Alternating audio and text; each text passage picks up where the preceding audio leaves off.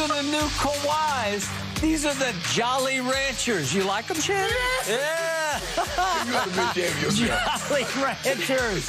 Look at this. I got Jolly Ranchers. So let me get this straight. You go from Michael Jordan to Jolly Ranchers. I got Jordan socks on. You got to get a shot of these. I got the Jordan logo right here. So just in case, I covered the Jolly Ranchers with Jordan socks. You ought to be embarrassed. The Jolly Ranchers. I think deep down inside you are. I saw you walk in today, Skip, but I thought, I wonder about those. I am actually wearing my Jordan stay, so I've got you covered.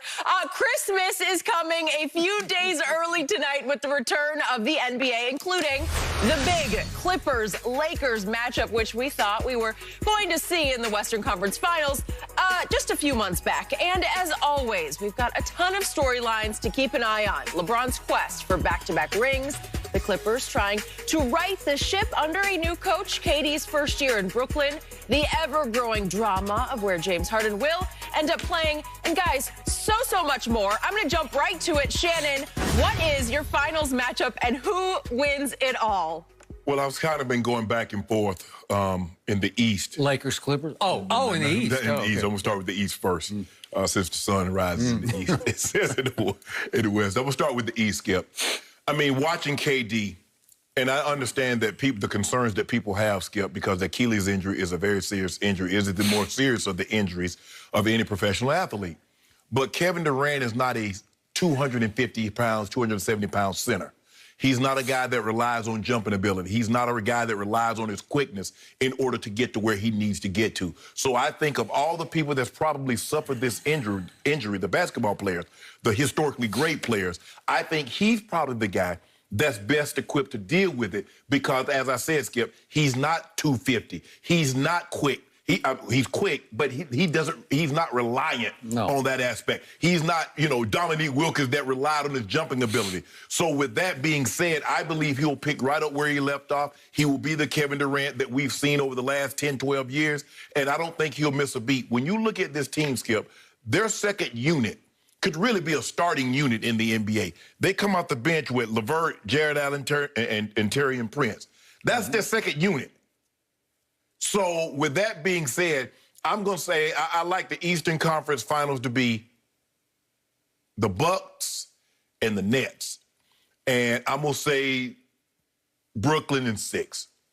I'm going to give y'all, I think Giannis will get a couple more games than what he normally does. In the West, Skip, really? Well, the sun sets on the Lakers, right? No, don't do that. Don't do that, Skip. Suns have gotten better, but I still think they're a piece away and maybe a year away. The Nuggets, the big question I have for the Nuggets is Michael Porter Jr. Did he have enough time to get into the weight room, and is he going to take it serious? And you got to understand, bro, every time something goes wrong, it's not your opportunity to go to Zoom and says, I need more opportunities. Golden State, Skip, I thought Golden State with Clay, but I never really saw them as a viable option to the top 1 or 2 seeds. And so now that brings me down to Portland. I think Portland's going to be okay. But do I think Portland's ready to take that next step and get to the Western Conference Finals? I don't believe they are. So I'm going to go back to the two that we thought would be there last year. I'm going to say the Lakers and the Clippers battle it out. And I'm going to say the Lakers win in 6 to meet the Brooklyn Nets in the NBA Finals because we want our get back. KD got 2 of them things from us. Okay. So we need our get back. So I got the Lakers. Got the Lakers again. Yep. Okay. I'm shocked by your prediction. I'm actually, truly, honestly, authentically shocked that you did pick the Nets on the other side. Yeah. That means that you are actually displaying your hidden respect for one Kevin Durant, who is the best player on the planet. No, Skip, I've always had respect for Kevin Durant. I mean, just because I picked him, that doesn't mean I believe he's the best player on the planet. When you look at what they have, I don't know if anybody else have that kind of depth that can match him. Philly has, we're going to see what Ben Simmons and Joel Embiid's going to be with Tobias Harris. But do they have the depth? And that's what Golden State, Skip, that's how Golden State beat people so many years. Their second unit, if they had a lead, the second unit expanded the lead. If they were behind, the second unit cut into the lead, and when the starters got back, they were either tied or in front. The Nets have that same type of firepower. Okay.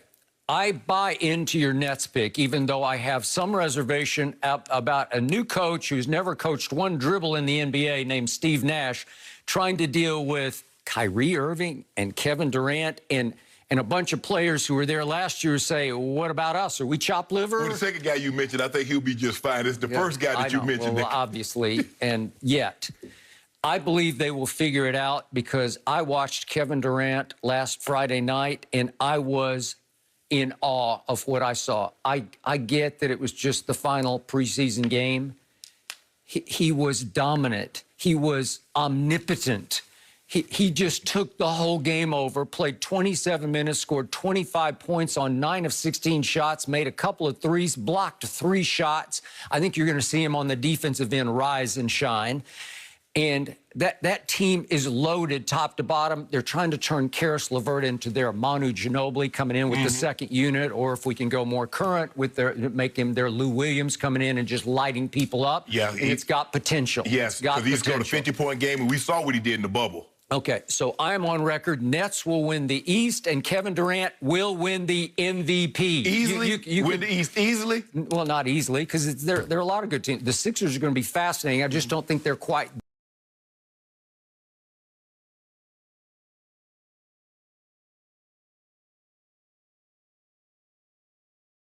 there yet with their first-year coach and Doc. You have little to no respect for Giannis and I have little to none, and I'm not factoring them into this. And I think it's going to come down to Nets versus Philly. in the Eastern Conference Finals, okay. Now, the sun sets in the West on the Lakers. And now for my Western Conference prediction, I have a huge question just to ask the walls here because I know I won't get an answer from you. I'm just...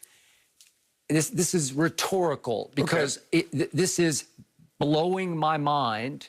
It is confounding me. It is perplexing me. It is frustrating me to try to figure out what happened to my Clippers, because just a few months back, they went into the bubble playoffs favored to win it all. Right. And they got up to the Denver series, and they flexed their dominance against Denver because they went up 3 games to 1. They did. And then, obviously, they had 3 straight closeout games, and they're up 15, flexing their dominance. They're up 19 in the second closeout, flex, and 12 in the third one. Kind of a little flex. Yes.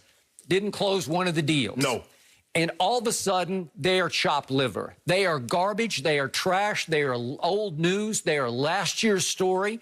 And somehow, they're in the dumpster. And I don't get it because... None of them said in the dumpster, but, I mean, a lot of people got them picked the second or third. I mean, it's not like they got them like the 6th or the 7th Okay, season. but where did they go wrong? Where did they fall? Is everybody just being prisoner of that moment? They collapsed. I give you that. They could not close. They did not have that point guard who could settle them, order them, figure it out for them to put them in position. You don't need no point guard. You got Kawhi. That's true. You told me last year going into the season, Kawhi was the best player in the NBA. Yep. So you don't need a point guard. Michael Jordan didn't have a point guard. Kobe Bryant didn't have they just get the ball to those great guys and let them go work. Well, maybe they needed to switch to the triangle, which was Michael Jordan's offense, and the new coach, Ty Lue, says, guess what? I have instituted and installed the triangle just for Kawhi Leonard's sake, so he can get those mid-range jump shots on which he made 48% last year. I'm talking about jumpers from outside the lane and inside the three-point line, right? Yeah. Those mid-range jump shots. Nobody shoots them better except Kevin Durant. It's Kevin Durant, my guy, Kawhi, and this side of Michael Jordan, nobody has shot them better than those two. Well, first of all, Skip, this notion that it was the offense, the triangle, that made Kobe and Michael who they were. It could have been the triangle, the rectangle, the hexagon, or the circle. When you have a historically great generational talent, transcendent talent, they supersede whatever offense or defense you may put them in. They both swore by the triangle, not at it, by it. And they said it put them in more positions to have quality shots than any other offense they were ever in. Do you know the number? Did you remember the numbers that Michael averaged before he got into the triangle? Sure. Do you know how many championships he won in the triangle? That's what I'm saying, though, Skip. Okay, you can say that it helped him win championships, but to say it made him a great player is not true. Okay, so I'm asking, how did we flip-flop somehow from Clippers-Lakers to Lakers-Clippers. The Clippers are tied for second in the Fox bet odds with Milwaukee. But what changed? We won the championship, but y'all didn't. How did you win the championship? What exactly did you prove? I asked.